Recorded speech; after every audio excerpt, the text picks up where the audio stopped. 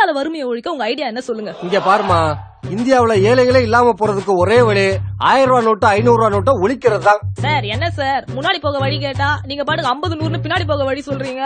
சரி 500 1000 ரூபாய் நோட்டு ஒழிச்சிட்டா மட்டும் இந்தியால வறுமை எப்படி ஒழியும்? அம்மா, நம்ம நாட்டோட வறுமைக்கு காரணம் லஞ்ச பணம், ஊழல் பணம், வரி கட்டாம தப்பா ஏமாத்துற பணம், இப்படி சம்பாதிக்கிறது பதுக்கிறது எல்லாமே 500 1000 ரூபாய் நோட்டா தாமா.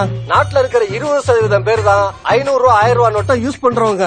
மீதி இருக்கிற 80% பேரு 1 2 1000 ரூபாய் நோட்டை வச்சுக்கிட்டு சில்லறை தேடிக்கிட்டே அலையிறவங்க. புரியுதா சார்? சூப்பர் மேட்டர் சொல்றீங்க, கொஞ்சம் நேயர்களுக்கும் புரியுற மாதிரி சொல்லுங்க.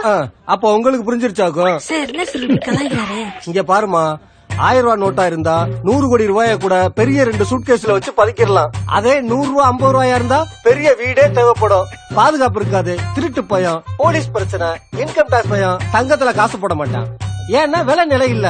ரியல் எஸ்டேட்ல போடலாம்னா ஆட்சி மாறணும்னு புடிங்கிருவான்னு பயம். அப்ப வேற வழி இல்லாம பேங்க்ல தான் போட்டாகணும். பேங்க்ல போட்டா வரி கட்டணும்.